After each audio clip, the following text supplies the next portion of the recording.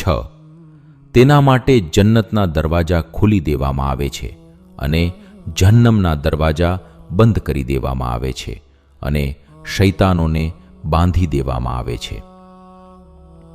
7.